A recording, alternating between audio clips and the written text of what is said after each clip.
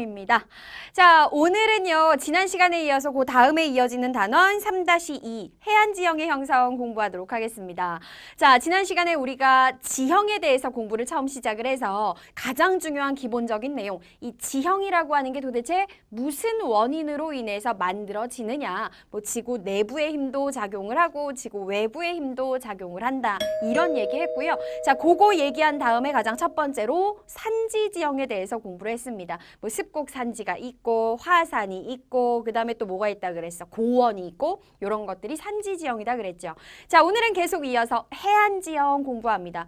우리나라는 삼면이 바다로 둘러싸여져 있어요. 서해안이 있고 동해안이 있고 남해안이 있는데 뭐 여러분들 누구나 바닷가에 한 번 이상은 가봤겠지만 이게 바다마다 그 형태와 보이는 풍경들이 다 다릅니다. 하얀 모래가 깔려있는 동해안이 매력적이라면 갯벌이 있는 서해안은 또 다른 매력이 있고요. 그리고 남해안은 섬이 굉장히 많다라는 매력이 있죠. 자, 이런 것들을 우리가 해안지형이라고 하는데 이 다양한 해안지형들은 도대체 왜 이렇게 각각 다르게 만들어지는 것인가? 자, 오늘 이 시간에 선생님이랑 쉽게 재밌게 정리하도록 하겠습니다.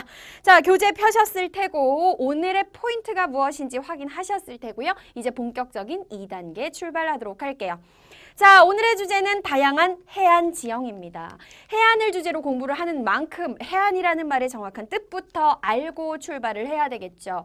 해안이라는 단어는 우리가 사실 많이 쓰잖아. 내가 해안가를 가서 뭐 바닷가를 가서 이런 말을 하는데 정확하게 이게 무슨 뜻이냐면 해안이라고 할 때 해는 당연히 바다해 알고 있을 것이고 그 다음에 안이라고 하는 건 가장자리 그 다음에 뭐 경계, 근처 이런 뜻이라고 생각하면 돼. 그래서 정확하게 해안가는 육지랑 우리가 살고 있는 육지 그리고 바다 얘네 둘이 뭐 하는 곳을 말하는 거야? 만나는 곳을 우리는 해안 혹은 해안가 이렇게 이야기를 하는 거예요.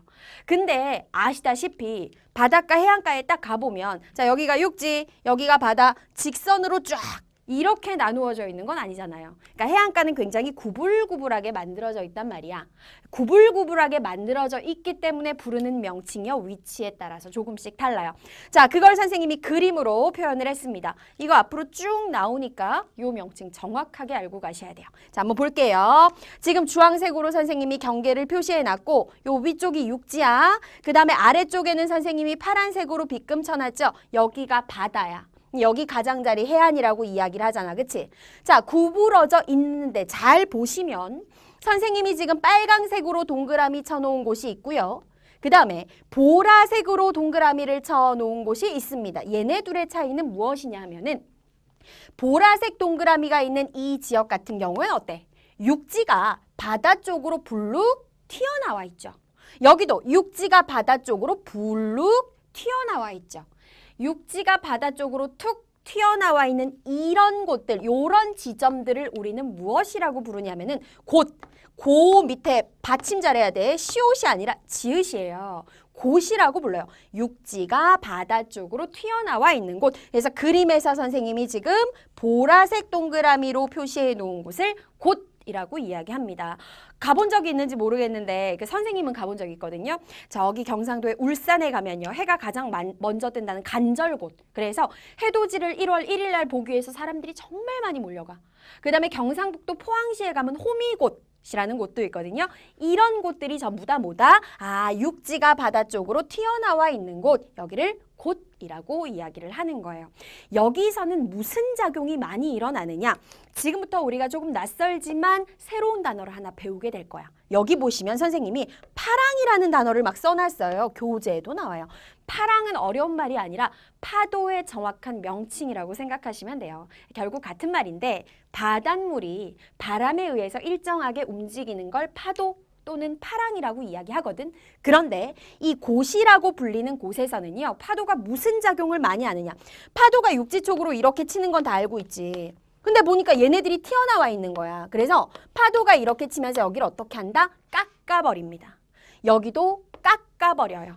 우리 깎아내는 걸 지난 시간에 뭐라 그랬지? 선생님이 그 용어 설명하면서 깎고 옮기고 쌓고 부시고 했었잖아요. 침식작용이라고 이야기해. 아, 저기는 불룩 튀어나와 있다 보니까 파도, 즉 파랑이 깎아내는 작용, 침식작용을 활발하게 하는구나. 요게 곳의 특징이에요. 자, 이번에는 다른 지점을 한번 보도록 하겠습니다. 선생님이 빨강색으로 동그라미를 쳐놓은 곳. 여기는 어떻게 됐어?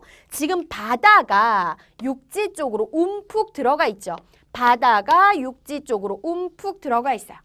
바다가 육지 쪽으로 움푹 들어간 곳, 이곳을 우리는 뭐라고 부르느냐? 만이라고 불러요. 만.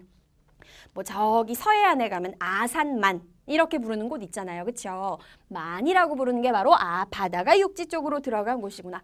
그럼 여기서는 도대체 파랑이 무슨 작용을 활발하게 하느냐? 반대의 작용을 합니다. 곳이라고 하는 지점에서는 깎아내는 활동을 했다면 이 파도가요. 만 지역에서는요. 갖다가 쌓는 거. 여러 가지 흙이라든지 모래를 쌓는 무슨 작용을 활발하게 일으키냐면 자, 쌓는 거 뭐라고 했지? 퇴적이라고 했잖아. 퇴적 작용을 활발하게 일으킵니다. 자, 요게 해안 지형에서 여러분이 알아야 되는 가장 중요하고도 핵심적인 내용이었어요. 자, 이러한 작용들 때문에 이제 암석해안, 모래해안, 뭐 리아스 해안, 갯벌해안 등의 해안이 생기는 거야. 이걸 지금부터 하나씩 공부하는 거죠.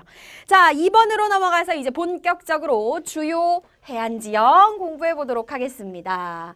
먼저 여러분들이 공부하실 첫 번째 해안은 암석해안이에요. 그러니까 모래가 거의 없고 말 그대로 뭐 돌덩이라든지 그다음에 돌로 된 절벽이라든지 뭐 돌로 된 뭐 동굴이라든지 이런 것들을 많이 관찰할 수 있는 해안을 암석해안이다라고 이야기를 하는데 이 암석해안은 어떻게 해서 만들어진 거냐면은 파도, 즉 파랑이 깎는 작용, 침식 작용을 많이 해서 만들어 놓은 해안을 우리는 암석해안이다라고 이야기를 해. 파도가 도대체 무엇을 어떻게 깎았길래 암석해안에서 뭐가 나타나나요?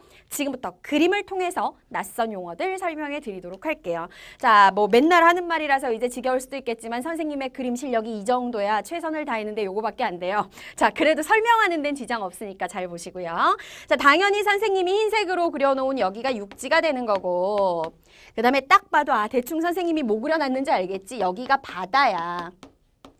파도는 육지에서 바다 쪽으로 치는 게 아니라 어떻게 쳐요? 바다에서 육지 쪽으로 파도가 이렇게 친다는 건 여러분이 다 알고 있는 사실이잖아.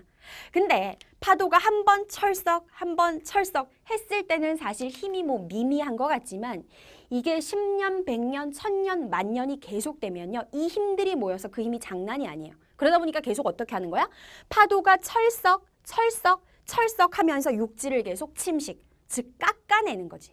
그러면 오랜 세월이 거치면 어떻게 되냐면 여기가 사실 경사도 그렇게 심하지 않고 완만하게 있었는데 오랜 세월에 거치면서 깎이고 깎이고 깎이고 이런 식으로 점점 수직으로 깎여버리는 거예요. 이 작용이 오래되면 자, 두 번째 그림으로 오겠습니다. 어떻게 된다? 육지가 이런 식으로 수직으로 깎이게 돼. 이러한 파랑의 침식작용으로 인해서 만들어지는 이러한 곳, 이러한 곳들을 우리가 무엇이라고 이야기를 하느냐? 여기를 해안절벽, 좀 더 유식한 전문적인 표현으로 해식애라고 얘기를 해. 해식애, 뭔가 단어가 되게 어려운 것 같지? 어려운 말 절대로 아니고 애라고 하는 건 이제 절벽을 말하는 거고요. 벽을 말하는 거고 해는 바다잖아요. 식은 침식, 깎는다 할 때 그 식이에요. 바다가, 즉 파도가 깎아서 만든 절벽이다. 이런 절벽을 해식에 바닷가에서 볼 수 있는 해안절벽을 뜻하는 거예요. 자, 그 다음에 두 번째, 여기서 끝나는 게 아니죠. 자, 절벽이 만들어졌어. 그럼 파도가 뭐 생각이 있어가지고 야, 이제 우리가 원하던 절벽을 만들었으니까 그만 파도를 멈춰보자. 이렇게 하진 않을 거 아니야. 절벽이 만들어지고 나서도 계속 어떻게 하는 거예요? 철썩, 철썩, 철썩. 더 수직이 될 게 없잖아, 이제는. 그러면 오랜 세월이 거치면 어떻게 되는 거야? 여기에 파도가 많이 닿는 부분을 중심으로 구멍이 뚫리는 거야. 푹 들어가고, 푹 들어가고, 푹 들어가고. 이게 계속해서 반복되면 자, 요 밑에, 요쪽으로 오시면 돼요. 어떻게 된다? 요런 식으로, 동굴 모양이 생겼다, 그치? 파도로 인해서 움푹 들어간 부분이 생기게 돼. 방금 선생님이 말했잖아요. 뭐같이 생겼어? 동굴처럼 생겼잖아. 파도가 깎아서 만든 동굴. 그래서 이렇게 해서 만들어진 동굴을 우리는 무슨 동굴이라고 한다? 파도가 침식을 해서 동굴을 만들었다. 그래서 해식 동굴. 이렇게 이야기를 하는 겁니다. 자, 그럼 여기서 끝이냐? 하나를 더 해야 되는데 자, 이 그림을 다시 한번 보세요. 이런 식으로 해식 동굴이 이제 곳곳에서 만들어지면 거기서 또 오랜 세월이 지나가잖아? 그러면 무슨 문제가 생기냐면요. 동굴의 위쪽 부분이 아래에 지탱해 주는 게 없으니까는 일정 부분 무너져 내리게 돼. 이 부분은 무너져 내리게 되고 그러니까 여기는 동굴이 있고 그럼 어떻게 되냐면 요런 부분들이요 결국 떨어져 나가는 거야. 바다 쪽으로. 이런 식으로 떨어져 나가요. 육지는 이 뒤로 이렇게 밀려버리는 거예요.